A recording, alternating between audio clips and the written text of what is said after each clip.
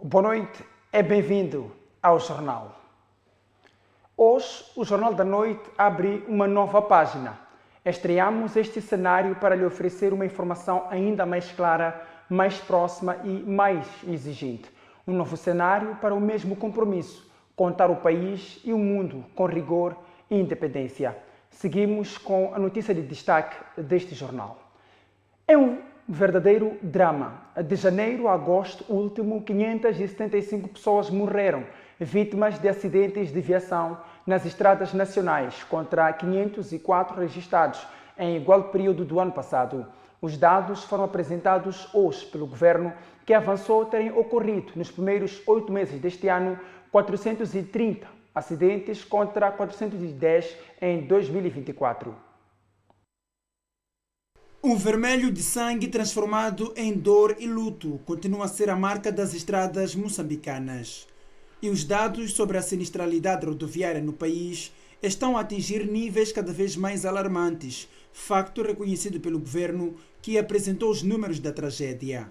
Registramos um aumento de acidentes em 20 casos, uma vez que registaram-se em janeiro a agosto deste ano 430 acidentes de viação contra 410 ocorridos em igual período de 2024. Quanto ao número de vítimas mortais, a situação é igualmente preocupante. Tivemos, nos primeiros 8 meses deste ano, mais 71 vítimas mortais, correspondente a um incremento de 14% em comparação com os primeiros 8 meses de 2024.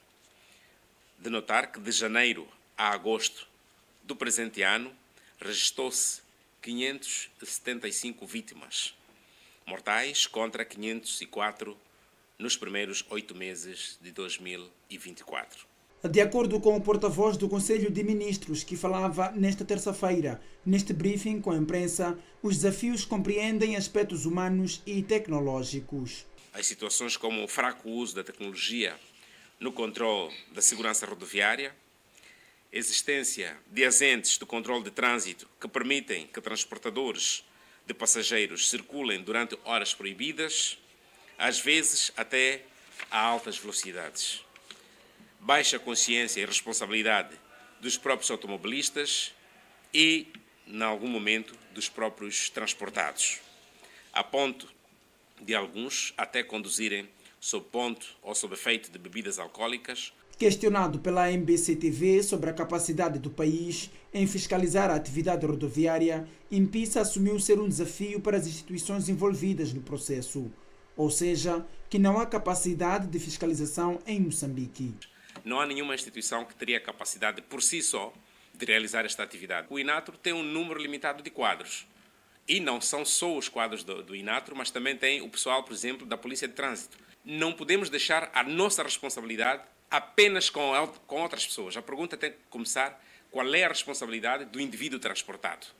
Qual é a responsabilidade daquele que transporta, que é o condutor? Qual é a responsabilidade do dono das viaturas que transporta cidadãos? O álcool há muito que também entra na equação da sinistralidade. E as medidas proibitivas da sua venda, anunciadas semana finda pelo governo, visavam também ajudar na mitigação da carnificina que ocorre nas estradas moçambicanas. E nem devia ser preocupação da sociedade discutir porque é que o governo encerra ou paralisa. Eu acho que devia ser uma questão de responsabilidade também individual para beber com prudência, conduzir com prudência. Os maus comportamentos ou os comportamentos que não devem ser, por exemplo, projetados, não devem ser exagerados, ou os comportamentos que, quando exagerados, passam a ser maus e não bons, prejudicam-nos a todos nós, nem deviam ser de defesa ou de ser defendidos. O último acidente de viação com registro de óbitos ocorreu na madrugada de domingo, na Estrada Nacional número 4, na província de Maputo, com um saldo de 9 mortos. O governo não está interessado em pôr fim aos acidentes de viação no país. A prova disso é que o executivo não investe na segurança rodoviária. Quem o diz é o membro da Associação das Escolas de Condução, Kassam Lala, que acusa o Parlamento de não debater sobre o problema e criar uma legislação vocacionada. Há uma série de instituições do Estado que não funcionam. Por exemplo, Já sabemos o que é preciso fazer para combater os acidentes. Sabe por que não avançamos? Porque não há dinheiro. O Estado não disponibiliza dinheiro para aplicar aquilo que já se sabe que tem que se fazer para combater os acidentes. Ora, se não há dinheiro para isso, vamos continuar a bater na mesma tecla. Mas sabemos o que é preciso fazer e não fazemos. Então, o Estado também tem a sua culpa. Aliás, o nosso país não encara os acidentes rodoviários como uma prioridade. Eu vou dar um exemplo. Alguma vez ouviu falar na Assembleia da República que estão a discutir assuntos da segurança rodoviária, que estão a preparar uma possível legislação neste âmbito? Nada, nunca se discute. Estão constantemente a acontecer acidentes, crimes rodoviários na via pública. Alguma vez ouvimos a Procuradoria-Geral da República a preocupar-se com este tipo de ilícitos na via pública e fazer alguma coisa nesse sentido? Não. Então, não fiquemos admirados quando este tipo de acidentes acontecem. Nós ainda não estamos... Sabemos o que é que tem que se fazer, mas não estamos a avançar porque não há meios para implementar aquilo que está preconizado que se deve fazer. E as pessoas estão a morrer. Eu tenho uma resposta única para resolver isto, que é começar pelos motoristas dos transportes públicos. Ser obrigatório fazerem um curso de condução defensiva. Ou seja, como é que se conduz para não ter acidentes? Como é que nunca se deixa envolver num acidente quando os outros cometem falhas?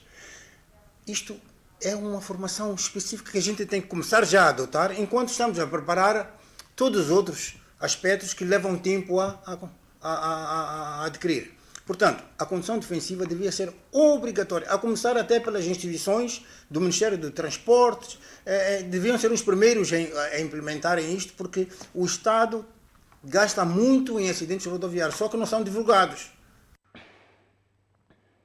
O Governo esteve reunido hoje na sua 31ª sessão do Conselho de Ministros. Na reunião semanal, o Governo de Daniel Chapo analisou e aprovou o decreto número 46/2021, de 5 de julho, que revoga o decreto que integra as estradas R456 para de Belém e Macia, entre outras vias no conjunto de estradas concessionadas à Revimo. Para além deste instrumento, o Executivo também aprovou o decreto que aprova o regulamento do Sistema de Planificação Pessoal, o decreto que aprova o regulamento do Sistema de Administração de Pessoal e o decreto que aprova o regulamento do Subsistema de Desenvolvimento Profissional na Administração Pública. O sociólogo Elísio Macamo diz que, apesar de existir uma visão clara, patente na célebre frase "Vamos trabalhar", ainda não é possível identificar o projeto político de governação de Daniel Chapo. Segundo Macamo, que falava no programa Moçambique 50 anos da MBC-TV, o mesmo sucedeu nos governos de Filipe Nunes e Armando Guebuza. Os últimos 3 governos do país estiveram na lupa de Elísio Macamo, na mais recente edição da rubrica Moçambique 50 anos. O sociólogo começou por analisar os 2 mandatos de Armando Guebuza, que, na sua opinião, apesar de ter existido uma visão clara, faltou a materialização da governação em projeto político. Eu vi um certo sentido de propósito na sua governação. Naquela altura, eu achei que o que talvez faltou ao presidente Guebuza tivesse sido gente que pudesse ter transformado a sua visão num projeto político, né? Porque uma coisa é ter visão e outra coisa é ter um projeto político. Relativamente também aos 2 mandatos de Filipe Nunes, que liderou os destinos do país entre 2015 e 2025, Elísio Macamo disse não ter havido uma visão de governação. Não basta ter uma visão, mas é importante ter uma visão. Por exemplo, no consulado anterior, nem visão houve assim uma coisa que parecia visão, quando alguém diz o povo é meu patrão, né? Isso é uma visão, mas não foi traduzida em projeto político. Há 8 meses como inquilino da Ponta Vermelha, a governação de Daniel Chapo, segundo Elísio Macamo, é guiada por uma visão específica, patente nas frases mais usadas pelo Presidente da República, designadamente fazer diferente para ter resultados diferentes. No entanto, na visão deste académico, tal como nos últimos 2 governos, ainda não há clareza na questão de projeto político.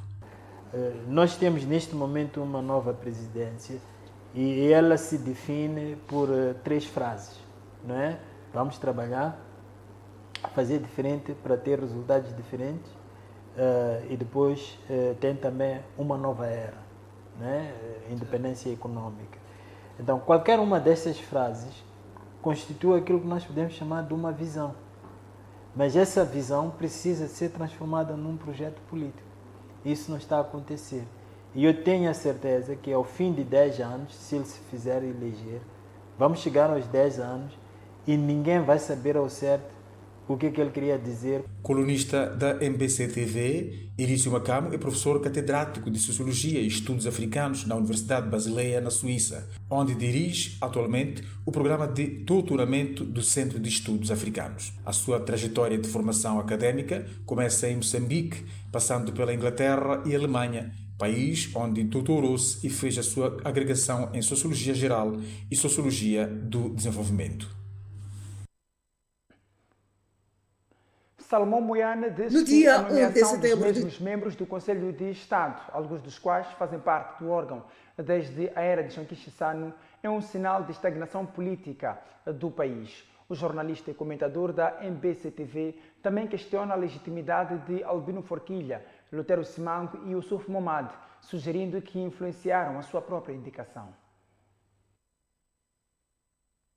Em setembro de 2025, tomou posse um novo grupo de membros do Conselho de Estado, o órgão consultivo do Presidente da República, Daniel Chapo. Entretanto, a repetição de figuras já conhecidas no panorama político suscitou críticas, especialmente por tratar-se de nomes que ocupam cargos políticos desde a era do presidente Joaquim Chissano. Para Salomão Moiana, que falava no seu programa semanal de comentário na MBC-TV, a falta de renovação das figuras que compõem o Conselho de Estado pode causar a estagnação do país. Eu pensava que era desta vez que o presidente nem tem 50 anos de idade, que ia tentar ver um grande mix de pessoas da terceira idade, mas com um grande peso de pessoas mais novas. Quer dizer, não é verdade que os mais novos não têm ideias para aconselhar o chefe do Estado. Está a nomear as mesmas pessoas que Chissano nomeou. Chissano estava na presidência na década de 80. E aquelas pessoas que nomeou são as mesmas pessoas que voltam a estar com o presidente do ano 2025. Então, eu penso que é preciso mudar um pouco. Não faz muito sentido da ideia da estagnação do país, da ideia de que o país parou com Chipande, o país parou com Nia, o país parou com Graça Machel. Não é assim. Moiana acrescentou que os membros do órgão que foram eleitos pela Assembleia da República, nomeadamente Albino Forquilha, Lutero Simango e Yusuf Momad, podem ter influenciado a sua própria indicação e, na sua opinião, nem deviam integrar o mesmo. Porque o que diz a lei é que esses partidos têm que designar pessoas, não é? Para estarem lá, não é para designar necessariamente os seus presidentes. Agora, mas como esses presidentes também, o Yusuf Momad, Forquilha, são pessoas, o Lutero, são pessoas muito carentes de visibilidade política, carentes de valorização política. E eu acho que eles próprios devem ter dado instruções aos seus partidos para conseguirem estar no Conselho de Estado. E no caso concreto do Lutero, que não estava quase nem previsto, e eu penso que foi graças a Frelimo, ao partido Frelimo, à bancada da Frelimo no Parlamento, a chefia da bancada da Frelimo, que possibilitou a presença do Lutero, porque, por via normal, o lugar que ocupa o Lutero é de um membro da Frelimo. O comentador da MBC-TV afirmou ainda que não vê grandes possibilidades das decisões do Conselho de Estado beneficiarem diretamente o povo moçambicano. Em causa, De acordo com o decano do jornalismo moçambicano, está o fato do órgão só intervir quando solicitado pelo presidente da República. O especialista em governação e desenvolvimento, Elder Nayen, considera difícil a meta de independência econômica proposta pelo presidente da República, mesmo com a possível renovação do mandato. Para Nayen, os jovens moçambicanos ainda não estão preparados para assumir este desafio devido à falta de capacitação. O especialista diz ainda que Moçambique precisa de uma agenda de Estado que ultrapasse os ciclos de governação. A quando da sua tomada de posse, a 15 de janeiro deste ano, o presidente da República, Daniel Chapo, mencionou pela primeira vez a independência econômica de Moçambique como um dos pilares para o desenvolvimento nacional. Mais recentemente, a 7 de setembro, o chefe de Estado voltou a abordar o tema, desta vez apelando à juventude moçambicana para que participe ativamente no processo. Um desiderato difícil de alcançar na ótica do especialista em governação e desenvolvimento, Elder Jorge Nayen, mesmo que Daniel Chapo renove o mandato por mais 5 anos. Claramente não, é impossível. Seria desonesto. Seria desonesto aceitar a possibilidade. Nem em 10 anos é possível, porque esta questão da independência econômica não é um troféu que se alcança, é fruto de um processo de reestruturação do país que ainda não começou a acontecer. A independência econômica é um processo que eu entendo que não será alcançado no mandato, nem em 2. Para Elder Nayen, a juventude moçambicana ainda não está preparada para contribuir de forma efetiva neste processo e explicou porquê. Ele não tem como falar sem passar pela juventude. A juventude é realmente o principal recurso que nós temos como país.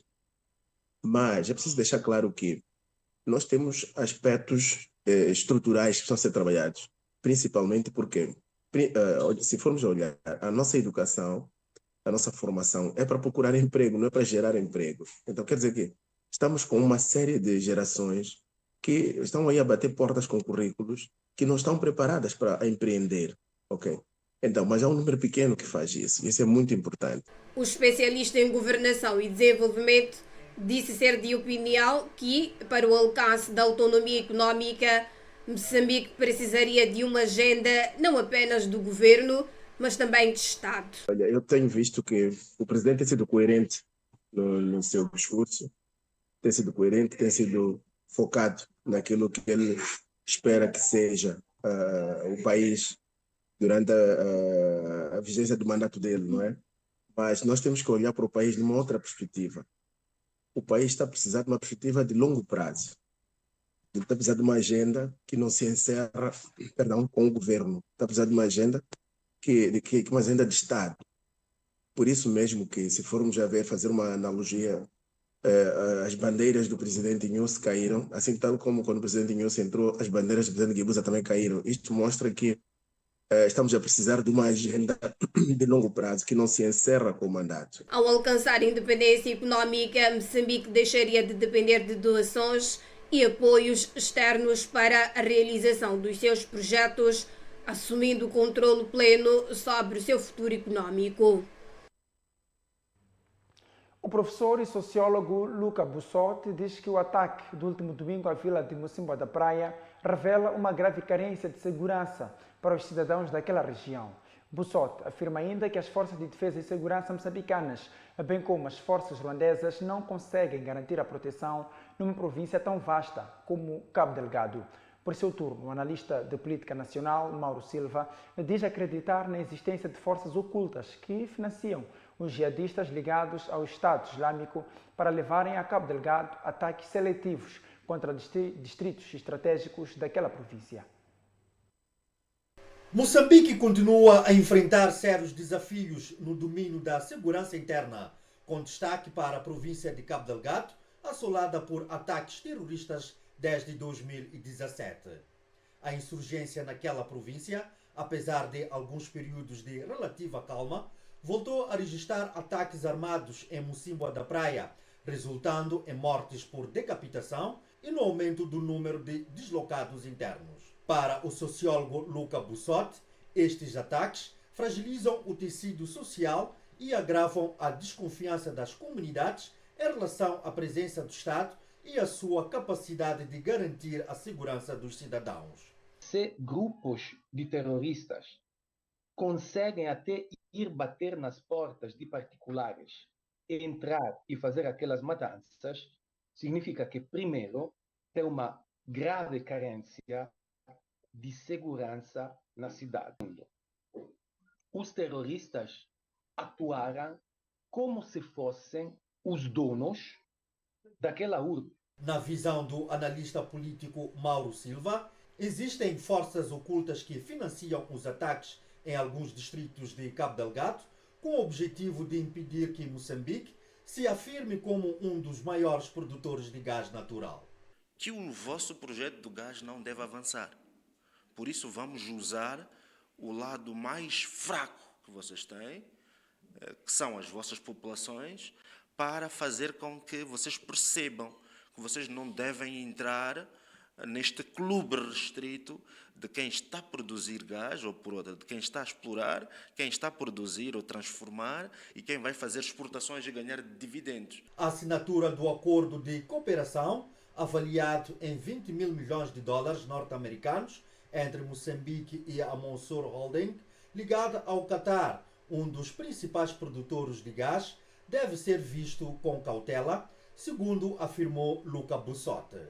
O Qatar assina um acordo dessa natureza com o presidente da República de Moçambique. É claro que isso, direta ou indiretamente, chama a atenção do Estado Islâmico e, portanto, provavelmente reage desta forma. O Estado moçambicano e o Estado do Qatar, dos Emirados Árabes, etc., que são considerados inimigos. Portanto, esse cenário internacional não deve ser ignorado. Só em 2024, pelo menos 349 pessoas morreram em ataques no norte de Moçambique, a maioria reivindicados pelo grupo extremista do Estado Islâmico.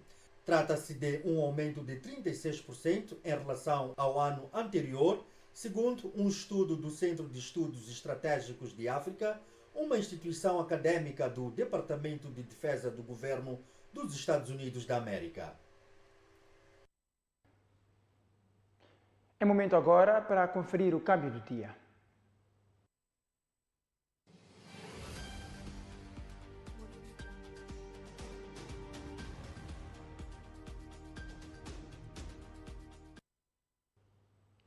Seguimos agora para uma curta pausa, mas voltamos daqui a pouco. Mas antes, acompanhe o boletim de cotações da Bolsa de Valores de Moçambique.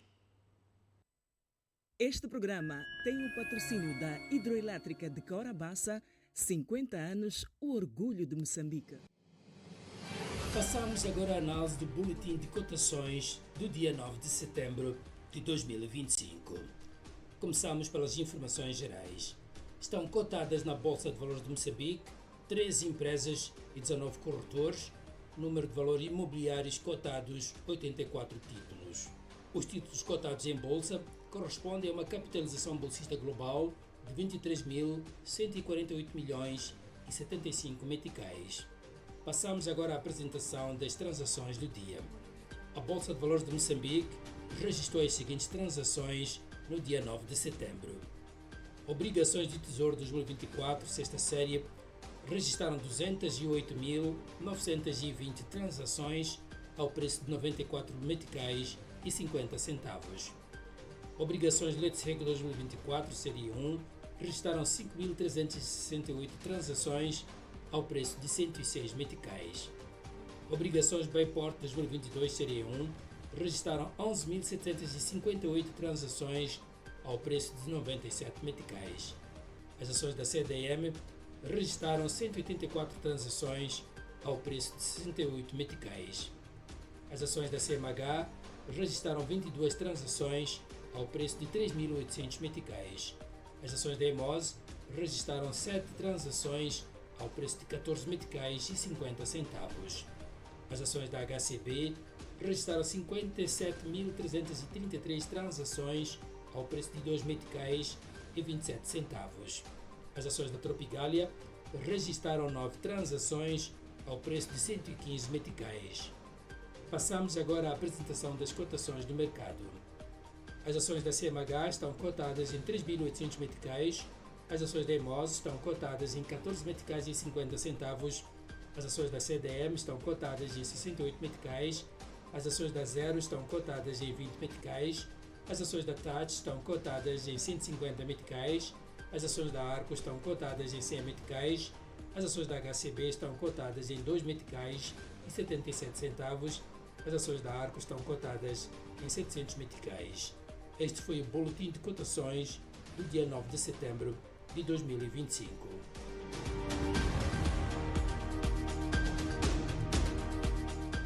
Este programa tem o patrocínio da Hidroelétrica de Cora Bassa, 50 anos, o orgulho de Moçambique.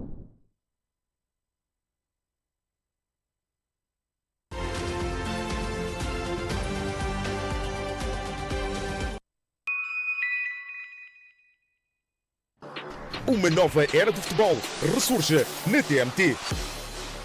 Reúna a família e amigos e vibre com a La Liga, Bundesliga, Liga Saudita, Carabao Cup, Taça de Portugal, Moçambola e muito mais.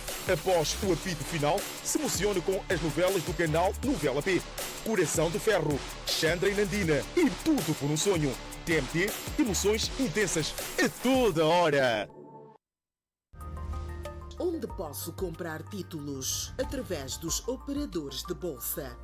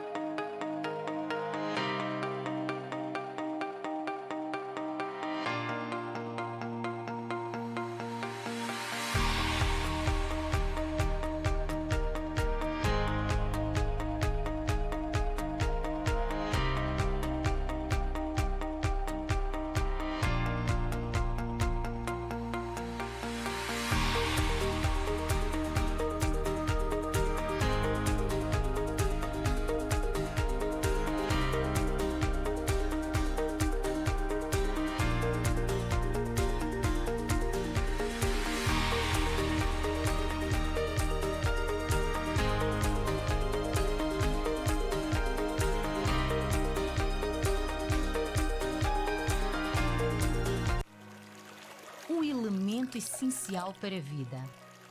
A água é criada pela natureza. Mas nós garantimos um rigoroso processo de filtragem para mais alta qualidade para você e sua família com tecnologia de ponta. Para lhe oferecer uma experiência única de hidratação. Sinta a diferença na pureza e no sabor. Pura. Leva-me contigo. Disponível nos melhores estabelecimentos comerciais. Fonte Pura. O futuro está mais próximo do seu negócio e cada segundo conta. Com internet dedicada de alta velocidade, as suas operações são contínuas, ágeis e eficientes. Com soluções de segurança e cloud confiáveis, toda a sua informação está protegida. Na TV Cabo Negócios, monitorizamos em tempo real o desempenho da sua rede e garantimos suporte técnico 24 horas por dia. É mais que tecnologia, é o futuro do seu negócio. TV Cabo Negócios, o futuro é agora. TV Cabo, sempre ligados.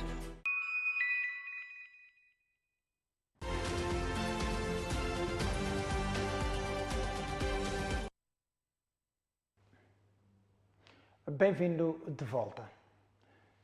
Moçambique defende a alocação justa de financiamentos aos programas dedicados à proteção do clima no contexto dos mercados de carbono. A posição foi apresentada esta segunda-feira pelo secretário de Estado da Terra e Ambiente, Gustavo Djedje, durante a sessão de abertura da segunda Cimeira Africana do Clima, que decorre em Addis Abeba, na Etiópia, de 8 a 10 de setembro. Neste evento, espera-se a participação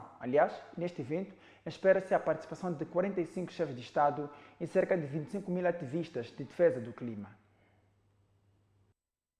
A África realiza desde esta segunda-feira a sua Conferência do Clima.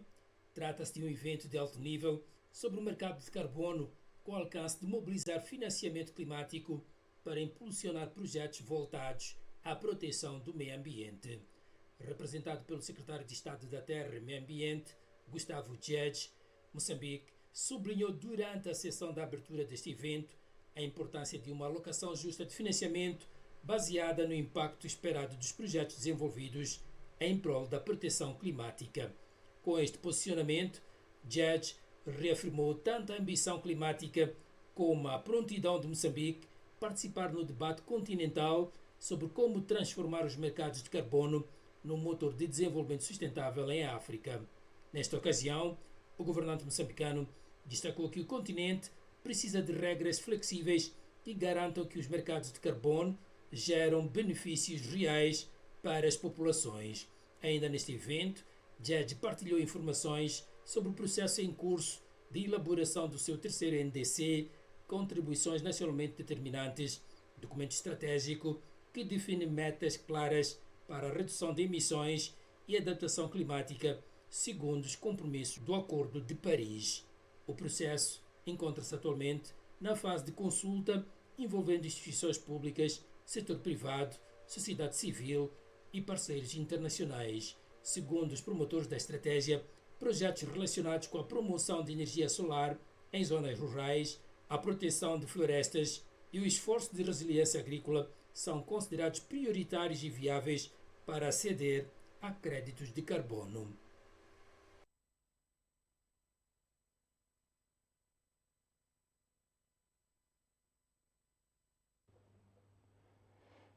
A exposição regular em eventos de comércio e negócios e campanhas de sensibilização por diversos meios estão a contribuir para maior conhecimento sobre a existência e vantagens dos fundos de pensões.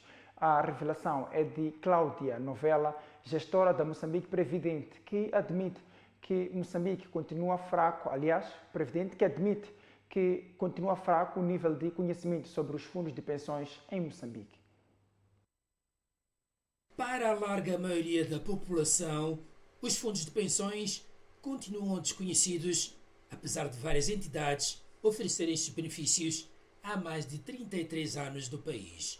Segundo Cláudia Novella, a Moçambique Previdente, instituição que já opera há mais de 12 anos, tem enfrentado o desafio de contrariar esta realidade. Muita gente ainda não tem consciência, não sabe o que são fundos de pensões e não sabe que Moçambique já tem os fundos de pensões. As pessoas geralmente quando nos abordam com muita surpresa. Afinal, existe uma instituição que pode, de certa forma, garantir a nossa estabilidade quando nós chegamos à reforma. Como é que nós podemos aderir? Este tipo de serviço é só para as instituições. Então, numa primeira fase, poderia dizer que as pessoas ficaram surpresas, não tinham ainda conhecimento que existe este tipo de serviço no nosso país. Cláudia explica que ainda há confusão em relação a quem servem as instituições de fundo de pensões. Os fundos de pensões não são só para as grandes instituições. As pequenas, médias empresas, os individuais também podem aderir. Para contrariar o desconhecimento, a estratégia passa por maior exposição e aproximação dos serviços de previdência social junto aos potenciais beneficiários. Adotamos vários métodos para que as pessoas tenham conhecimento sobre este serviço. Não só informamos, damos educação financeira, participamos em workshops. A verdade é que nós estamos aqui, oferecemos a nossa cara para que as pessoas saibam quem é a Moçambique Previdente, como é que podem aderir aos nossos serviços, onde nos encontrar e mostramos esta abertura de modo a facilitar o alcance ao público em geral, né, a este tipo de serviço e produto. Então não é só informar, mas são vários métodos, como as educações financeiras, temos programas de rádio em que a Moçambique Previdente fala sobre os serviços. São vários meios que nós usamos para poder difundir a nossa imagem e aquilo que é o nosso produto e serviço. Cláudia destaca que a principal finalidade da Moçambique Previdente é garantir uma rede de segurança financeira aos trabalhadores e suas famílias, protegendo-os em momentos de vulnerabilidade. Nós não só estamos comprometidos com aquela que é a tranquilidade e a segurança quando se chega à reforma, mas também estamos comprometidos com o desenvolvimento socioeconômico do país. As instituições de previdência social asseguram uma renda em casos de aposentação, doença, invalidez, desemprego ou morte. Em Moçambique, o desafio continua a ser ampliar a literacia financeira e a confiança da população neste instrumento. A primeira-dama da República, Geta Chapo, afirma que a alfabetização é um meio de aproximação entre as famílias e a escola, além de conectar a escola ao mundo. Geta Chapo falava ontem no distrito de Matutuini, na província de Maputo, durante as celebrações do Dia Internacional da Alfabetização, ocasião em que defendeu a implementação de um modelo inclusivo de alfabetização no país, associado às metas internacionais e ao Objetivo de Desenvolvimento Sustentável. Em Moçambique enfrenta desafios multifacetados, entre eles as altas taxas de analfabetismo, a falta de salas de aula, a desigualdade de acesso à educação, a escassez de recursos financeiros e a necessidade de programas de alfabetização de adultos. A primeira-dama, Geta Chapo, disse nesta segunda-feira no distrito de Maraquene, província de Maputo, que a educação é um meio de aproximação entre a família e a escola, bem como uma ponte de ligação da escola ao mundo. Ao comemorarmos esta data, refletimos sobre os desafios da alfabetização, tendo em conta as dinâmicas culturais, sociais e econômicas impostas pela conjuntura atual e prossecução das ações que visam a implementação dos programas de alfabetização adequados. Para ultrapassar os desafios da alfabetização no país, Geta Chapo sugeriu a implementação de medidas inclusivas que estejam alinhadas ao Objetivo 4 de Desenvolvimento Sustentável das Nações Unidas. Neste âmbito, está em curso a implementação do currículo para o ensino primário de jovens e adultos, que confere aos graduados competências equiparadas ao ensino primário da educação geral e lhes permitem a continuidade dos estudos no ensino secundário e técnico profissional. Com a implementação destas medidas, a primeira-dama entende que Moçambique poderá registrar avanços significativos até 2030, com o aumento da taxa de alfabetização da população. Minhas senhoras e meus senhores, reconhecemos que, como país, registramos passos significativos na redução do analfabetismo, passando de 93% em 1975 para 39%, segundo o censo de 2017. Caros convidados, a alfabetização é um processo de aquisição de habilidades cognitivas básicas, responsável para dotar a pessoa de ferramentas necessárias para contribuir no desenvolvimento socioeconômico e capacidade de conscientização social. O Dia Internacional da Alfabetização foi celebrado este ano sob o lema Promovendo a Alfabetização na Era Digital. Confira agora a previsão do estado do tempo para as próximas 24 horas.